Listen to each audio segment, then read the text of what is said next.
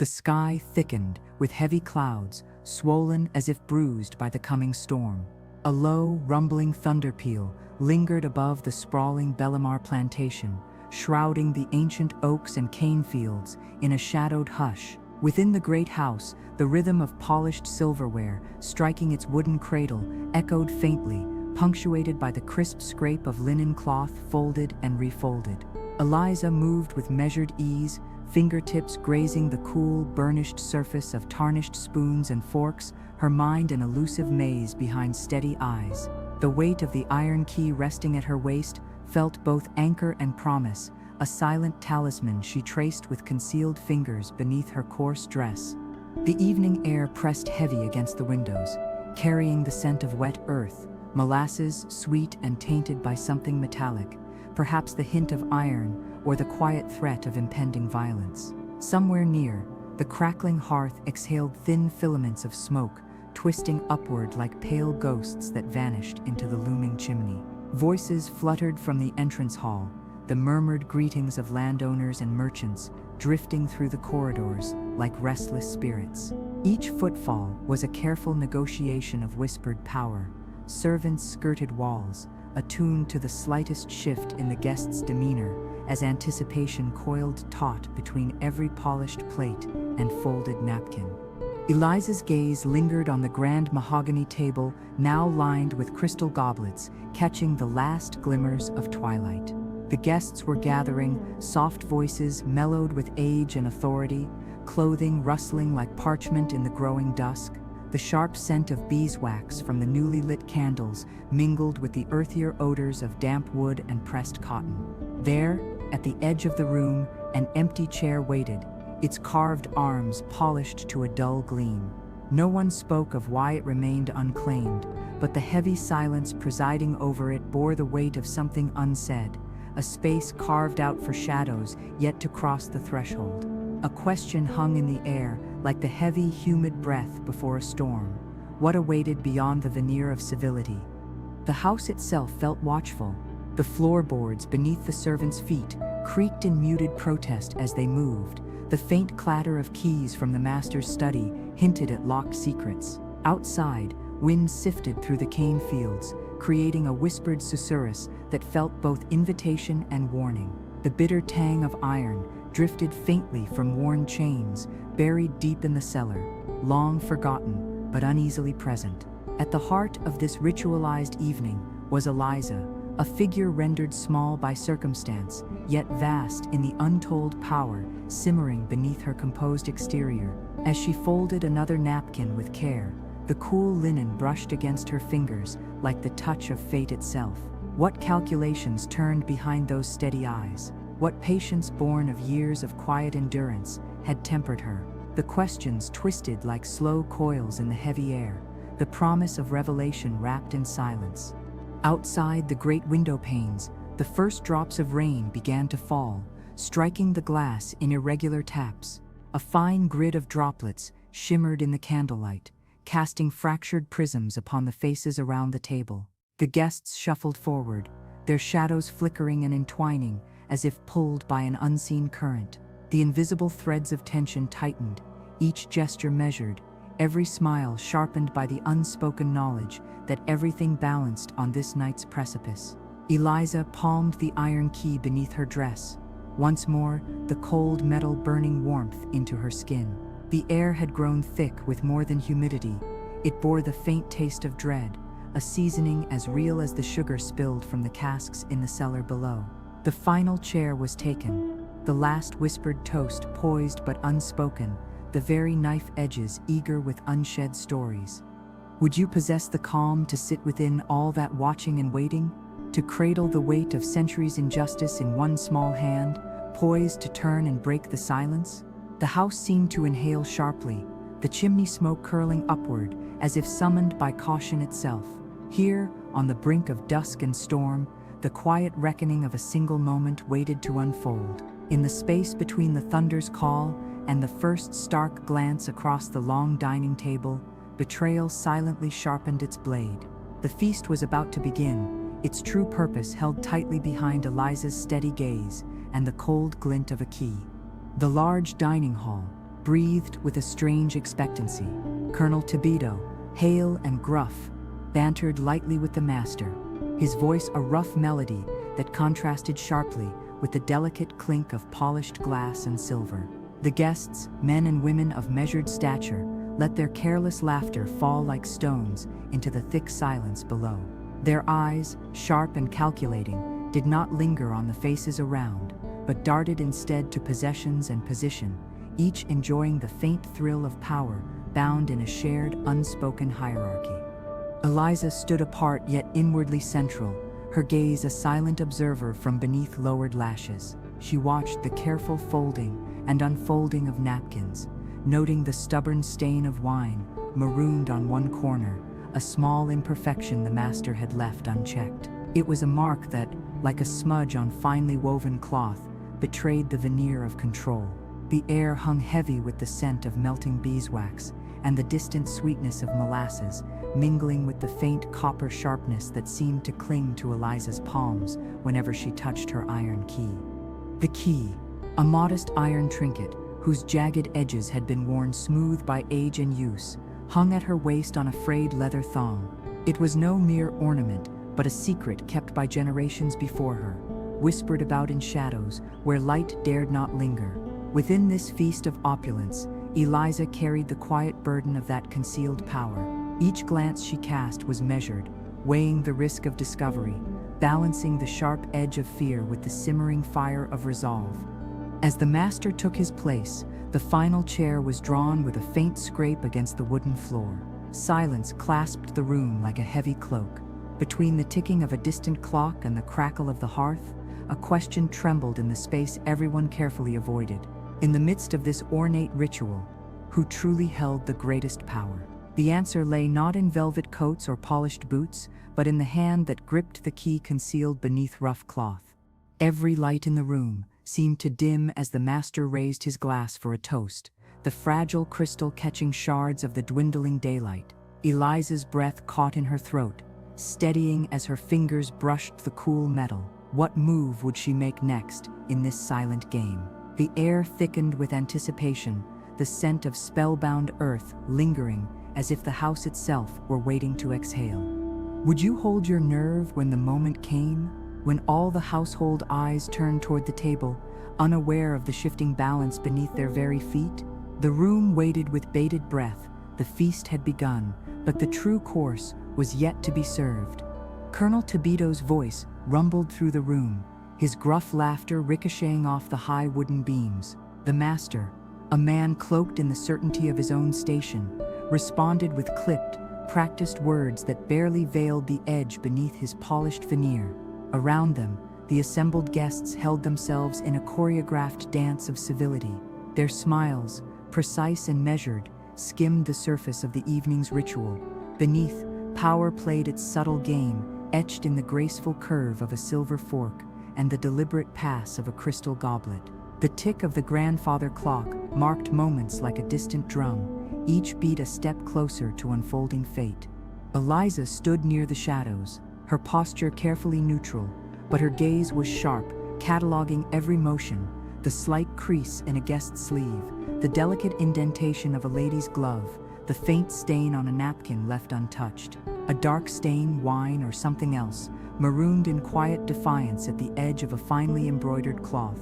Her fingers traced the shape of the key at her waist beneath the worn fabric, the cold, familiar weight a tether to generations past. The scent of burning beeswax mingled with the faint, sweet undertone of molasses that leaked up from the cellar, threading through the heavy air like a hidden warning. The guests took their places, each guided by an invisible but ironclad code. The master led the first lady to her seat, his arm extended as a token of deference, while the gentlemen were paired with ladies not their spouses, an intricate social fencing meant to inspire genteel conversation and avoid conspicuous alliances. Napkins were folded with precision. Dinner rolls rested atop each plate, untouched but waiting. The silverware lay in rigid order, each fork and knife placed with the exacting care of ancient ceremony. Servants flitted quietly, bearing trays shimmering with oysters on the half-shell, lemon wedges poised at their centers, the smallest forks laid with care beside them. A faint clink here, a soft scrape of chair legs there, the understated soundtrack of performance. Eliza's breath was steady, a rhythmic counterpoint to the growing tension that thickened the room. The faint rustle of her coarse dress against the smooth wood floor was as soundless as the dark thoughts she held. Would you sit with your hands clenched just beneath your skirt, fingers occasionally brushing the cold iron key, feeling the pulse of possibility and peril? The air bore a metallic tang, faint but resolute, as if the house itself carried the memory of blood not yet washed away. Eyes that never met hers darted nervously to the master, to each other, to the gilded edges of their place cards. No one spoke of the waiting silence between the courses, nor the final seat left empty until this moment. And then, as if summoned, the master took his place with a slow, deliberate grace, drawing the last chair close with a scrape that held the hush of something inevitable. The candles flickered, the flames trembling as if in nervous anticipation. The scent of melting wax, tangled with the heavier, earthy aroma of damp wood, pressed linen, and faint spice, the ghost of forgotten magnolia lingering at the edges of the room. Outside, the thunder's growl merged with the patter of rain against the window panes, a steady percussion underscoring the moment's gravity. Eliza's eyes flicked down once more to the key, its iron chill burning into her skin through the coarse cloth, a silent herald of the night to come. Would you dare move when every breath seems a question, when the air tastes of fear sharpened by the sweet sting of liberty promised yet withheld? The feast was more than ceremony. It was a crucible where fate and fury were forged together. The house inhaled deeply through the smokestack, curls of chimney smoke drifting languidly upward, weaving a spell that no word could break. The evening's true course had not yet been served, but silently, beneath the polished surface, it waited, coiled and lethal, as the key at Eliza's waist. Whispers about keys and locked doors flickered among the kitchen maids and footmen, woven beneath the earnest clatter of plates and the ritualized steps of the evening. The master's hold over Bellamar was a testament written in carved mahogany, polished silver, and the crisp folds of damask napkins arranged with strict precision. Across the vast oak table, linens embroidered with delicate crests caught the soft glow from crystal chandeliers, scattering refracted light like fractured promises. Eliza's fingers brushed casually over the cold iron key at her waist beneath worn threads, the cool metal burning faintly against skin calloused from years of silent servitude. The dinner's choreography was exacting, born from customs etched deep into the plantation's veins. Gentlemen, clad in somber black waistcoats, were allotted their dance partners by subtle signs from the host, ensuring the social balance held firm. Ladies in silken gowns adjusted their fans, their gloved hands laid politely upon the table's edge. Gloves were removed just before plates were set, napkins unfolded with decorum, and each guest delicately chose from a feast arranged a la Russ, servants presenting dishes one at a time, an elegant procession of icy oysters, steaming soups, roast meats carved at a sideboard, and rich desserts that brushed the tongue like secret sins. The cadence of dining demanded deliberate patience, hands folded between bites, polite conversation balancing tales carefully beneath laughter's veneer. Eliza watched the ceremony unfold, not a participant, but a presence as essential as shadow and breath. The scent of beeswax, mixed with the faintest trace of pepper and the smoky residue of embers long dead. The faint clink of crystal glasses punctuated the quiet roar of rain, inching against panes. Gentlemen tended their ladies' goblets, filling and refilling with wines that caught the flickering candlelight in ruby and amber hues. No lady would ask for more. Rather, their desires were delicately anticipated and fulfilled without a hint of want. Eating was an act of controlled grace. No hurried bites, no clattering cutlery. The master himself, carved with practiced precision, his hands steady, eyes sharp beneath heavy brows. But beneath the polished surface, the air was thick with unsaid calculation. Would you find calm beneath such disciplined luxury, your breath bated as knives poised to slice more than meat? Eliza's gaze was cool, unflinching. She folded her napkin with deliberate care once more, sweat prickling her palms despite the evening's coolness. The iron key at her waist was no mere trinket. It was a symbol of withheld power, of doors to be opened, barriers to be broken. The room's atmosphere grew heavier with anticipation, as if every swirl of candle flame inhaled her resolve and exhaled a silent warning. The guests exchanged pleasantries, but beneath their smiles lingered the faint metallic tang of impending change, like the sharp edge of a knife unseen beneath cloth. The master raised his glass, fingers curling around the delicate stem as silence gathered like a fog. The glow of amber liquid caught the soft flicker of candlelight, casting fractured patterns across pale faces tinged with a hint of unease. Eliza's eyes traced the stem downward to the key resting beneath her waist, iron forged into legend, cold against her skin. The chamber seemed to pause, breath held tight in the narrowing space between shadow and flame. Here, in the heart of opulence and tradition, the quiet reckoning waited patiently to reveal itself. The feast was more than a meal. It was a stage, and Eliza the unseen architect of its final act. Whispers wove through the kitchen corridors as servants scrubbed and polished, their hands rough with toil, yet steady with practiced precision. The master's dining room, a cavern of mahogany and gold filigree, waited with an austere grace. The table itself was a cathedral of silver and linen, each fork and knife laid with the solemnity of a pledge.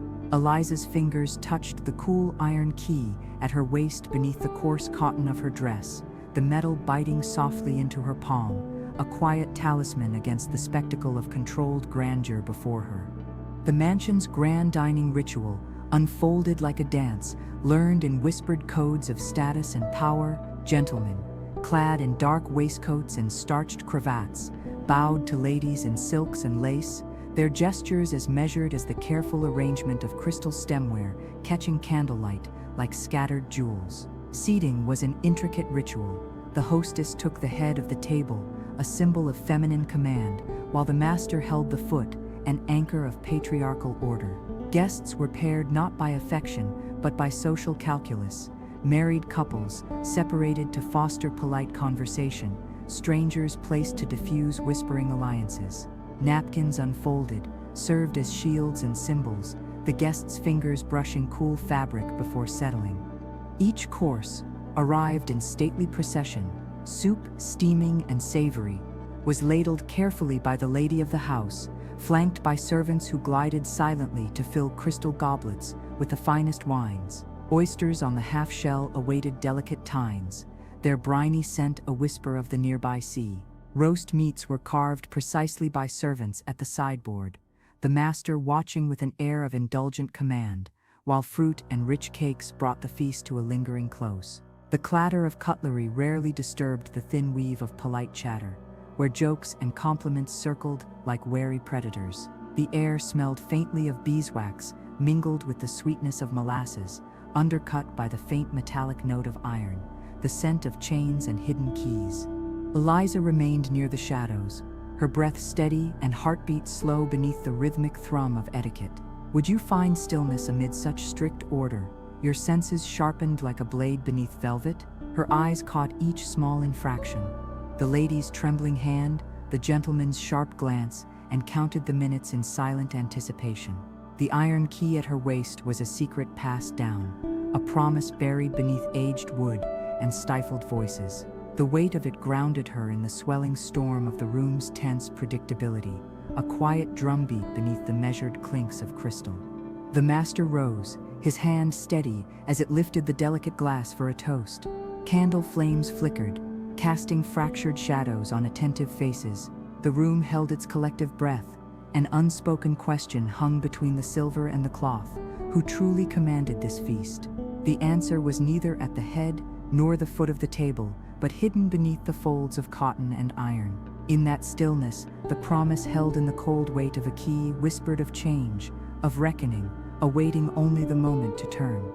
Rumors and hushed whispers traced the pathways of the servants' quarters, their voices weaving an undercurrent beneath the polished grandeur of the Bellamar dining room. The master's domain was a temple of mahogany and fine china, where silverware rested on linen as white and crisp as freshly fallen frost. Eliza's fingers curled around the iron key at her waist beneath the coarse cotton of her worn dress. The cool metal was a secret talisman nestled within her quiet defiance. The ritual of dining here was an elaborate choreography of status and power, governed by invisible laws as rigid as iron shackles. Gentlemen in black tailcoats were paired carelessly with ladies in silken gowns, their seating arranged to diffuse whispers and enforce decorum. The lady of the house claimed the head of the table, a queen reigning over the feast, while the master took the foot, steadfast and immovable. Napkins unfolded with solemn care, the guests' fingers brushing the smooth fabric before resting in poised restraint. Each course was served with stately precision, steaming soups ladled by the hostess, oysters presented on cool shells, carved meats passed by attentive servants. The air stirred with scents layered like lace, melting beeswax, thick molasses, and beneath it all, the sharp tang of iron, metal that sang quietly of keys, turning in locks and chains that bound. Eliza inhaled deeply, steadying the rhythm of her breath as the table's orchestra of clinks and murmurs played on. Would you hold your nerve beneath the weight of such exacting ritual, fingers caged around a symbol of power hidden from sight? The master lifted his crystal glass with deliberate grace. Candle flames flickered, casting a fractured glow upon pale, attentive faces. Silence settled, heavy and expectant between sips and spoken lines. In this room, where polished manners masked jagged divides, the promise nestled in Eliza's clenched fist awaited its unbinding. The feast was a grand illusion, a stage set for a reckoning concealed beneath linens and silver. The iron key promised a fracture in the night's faithful mask, a turning in history's lock. The atmosphere in the Bellamar dining room was a carefully constructed harmony of power, grace, and unwavering decorum. Here, etiquette was law, an unspoken geography of who sat where, who touched what, and when words might be spoken without disrupting the balance. Guests arrived precisely on time, never early nor late, each the product of careful social calculation. The master took his place at the foot of the table, a throne of polished wood beneath the shimmering glow of an imposing chandelier, while the lady of the house presided at the opposite end, a beacon of calm amid the fluttering nerves beneath layered gowns and starched collars. Eliza observed quietly from the periphery, the iron key at her waist, a familiar weight beneath the rough cotton of her dress. The table was a procession of finely embroidered linens and crystal stemware, each piece reflecting the flicker of candlelight and muffled murmurs. Silver forks and knives lay in exact order, their cold gleam whispering centuries of control and expectation. Like a symphony, the meal unfolded in precise movements, the soup ladled by the lady of the house and passed delicately to each guest, the oysters briny and cold, skewered on slender forks, the meats expertly carved by servants at the sideboard and handed round in measured portions, every gesture spoken in the language of power. Conversations rose and fell like tides, carefully navigating the perilous shoals of politics, alliances, and social rank. Guests spoke softly, their words dipped in honey but laced with the sharp taste of ambition. The scent of beeswax blended with the rich sweetness of molasses, threading through the room like an invisible current, including a faint metallic undertone, the scent of iron that clung to Eliza's skin beneath her dress. Her breath was steady, fingers twitching near the key at her waist. Would you hold your silence in the face of such layered control, heart hammering beneath the weight of centuries stitched into cloth and ceremony? At last, the master rose to make his toast, lifting a crystal goblet with deliberate care. A hush settled, and candle flames trembled in response, casting fractured shadows across the pale faces. The air was thick with anticipation, a fragile bubble stretched taut between the refined clinks of glass and cutlery. The power in the room was a living thing, poised delicately between restraint and rupture. Beneath the veneer of civility and grace, Eliza's key burned cold against her palm, the promise of a fracture, a turning point, hidden beneath the impeccable surface of the feast. The stage was set. The reckoning awaited only the night's first move. Rumors flourished silently among the servants, their voices shadowed beneath the grandeur of the Bellamar dining room. Here, the rules of etiquette were ironclad and solemn, a script written into the very grain of polished mahogany and pristine linen.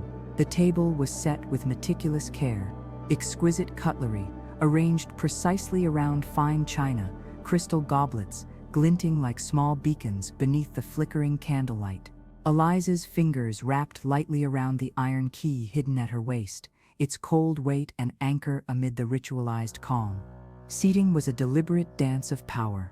The hostess claimed the head of the long table, an emblem of feminine grace and command, while the master took his place at the foot, the patriarchal anchor of the assembly. Gentlemen were paired with ladies not by affection, but by strategic social design, each pairing meant to inspire decorum and diffuse disruptive alliances. Napkins were unfolded with exacting care, gloves removed as a sign of propriety before the first course. Plates were arranged with numerous forks, knives, and spoons, each with an assigned purpose, signaling sophistication and control. The meal proceeded with ceremonial precision. First, soup served from an ornate tureen by the lady of the house. Next, a course of oysters or fish presented delicately on the half-shell, then the main dishes carved quietly by servants at the sideboard and passed in measured portions. Conversations were light but calculated, avoiding contentious topics like politics or religion, instead favoring guarded pleasantries and veiled compliments. The scents of beeswax candles mixed with molasses sweetness, undercut by an iron tang faint but persistent, the aroma of keys turning in unseen locks and chains, binding more than flesh. Eliza's breath was steady as she watched the scene unfold, her gaze impassive but alert. Would you maintain such poise, fingers tightening imperceptibly around a symbol of hidden freedom, heart beating beneath the folds of a worn dress? The metallic weight in her palm was more than iron. It was the promise of upheaval, a quiet reckoning poised beneath the veneer of civility. The master raised his glass for the toast, silencing the room as candle flames flickered and cast fractured shadows across gathered faces. The feast was a measured performance, and within its cold precision, the first crack was about to appear. The grand dining room held its breath, beneath heavy beams of polished mahogany and the soft glow of flickering candlelight. Here the rules were carved as clearly as the intricate patterns embossed on the fine china and the perfectly creased linen napkins. Seating was no casual affair. Ladies took their places first, descending the staircase in pairs or small groups under the discreet guidance of masked servants. The lady of the house claimed the exalted head of the table, her presence commanding grace and control, while the master settled at the foot, a stoic sentinel overseeing the assembly. Gentlemen accompanied their assigned ladies with careful attention to precedence, often consulting the invisible ledger of social rank that governed even the smallest gestures. Couples were deliberately separated. Conversation was light, restrained, a delicate dance of pleasantries with sharp edges hidden beneath velvet tones. The clatter of silverware and the measured pour of wine punctuated the obscure tensions that swelled beneath the chandelier's glow. Each guest was expected to begin eating as soon as their plate was served, never waiting for others, a practice signaling independence and refined taste. The feast progressed in stately courses, each introduction seeming less about the food and more about the social choreography it demanded. Soup gave way to oysters, each briny morsel delicately skewered by slender forks, placed precisely to the right of the plate. Meats were carved by servants at the sideboard, rather than the host, their swift, silent movements rehearsed and practiced. With each course, the air grew heavier with beeswax and molasses, but beneath these near-sweet scents lingered the faint metallic bite of iron, a silent reminder of chained histories and locked futures. Eliza stood shadowed near the periphery, her fingers lightly tracing the iron key concealed at her waist. Her breath was steady, her gaze quiet but penetrating, watching, waiting. Would you remain so still beneath the weight of unspoken codes, the entire room a stage ripe with unseen threats and whispered promises? The key was a secret carved from generations of silence and struggle, a talisman of power shielded beneath coarse cloth. As the master raised his crystal glass for the customary toast, Candle flames danced uncertain in the shifting air, casting fractured light over faces poised on the edge of revelation. The feast was more than ritual. Beneath its veneer of grandeur, a fracture stirred, waiting only for darkness to claim its moment. The iron key burned cold, and certain beneath Eliza's clenched fingers. The night's reckoning was poised at the threshold, silent, inevitable, and profound. A young maid hid beneath the sweeping stairwell, her breath shallow, clutching a small, worn journal. Through the narrow slats of the balustrade, she watched the shadows shift over the polished floors and embroidered curtains of the grand dining hall. Eliza's face was marked, not with tears, but with the austere calm of one who had carried many burdens, eyes dry but unblinking, hands steady, despite the blood that stained the folds of her coarse dress. The room felt hollowed, emptied of the familiar rhythms, as if the air itself held its breath between the echoes of what had transpired and what might come.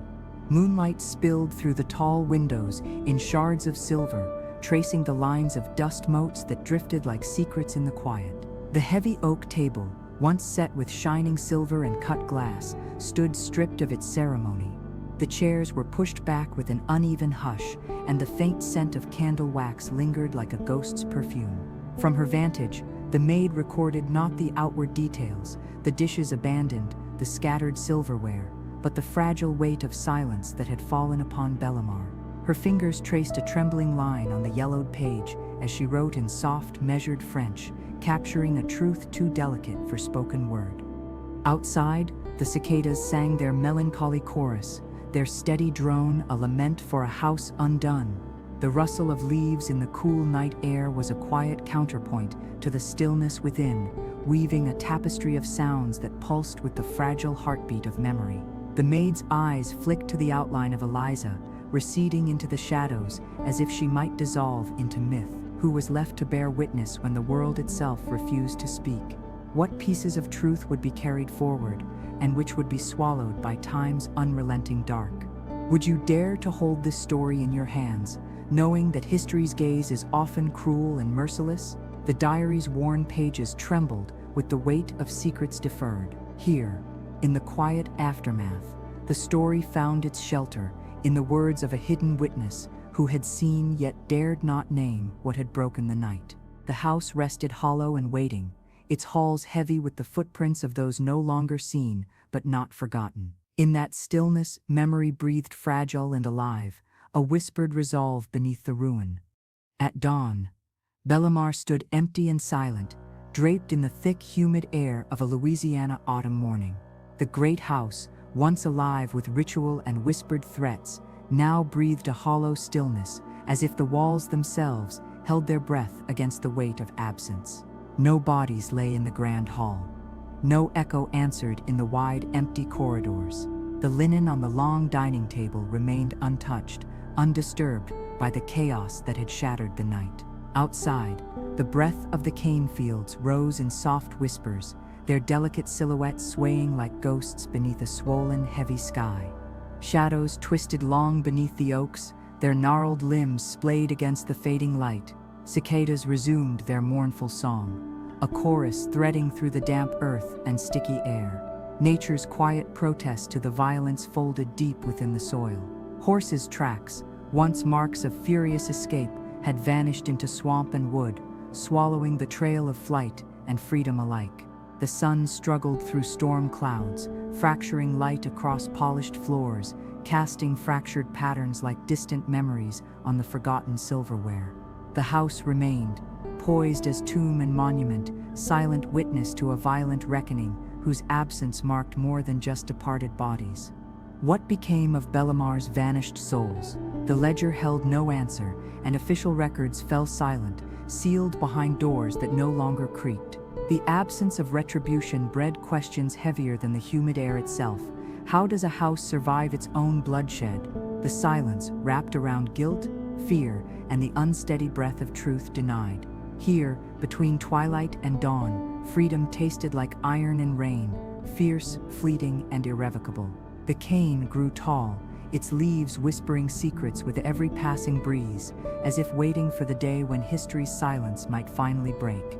Would you dare walk these empty halls, feel the cold lingering where warmth once gathered?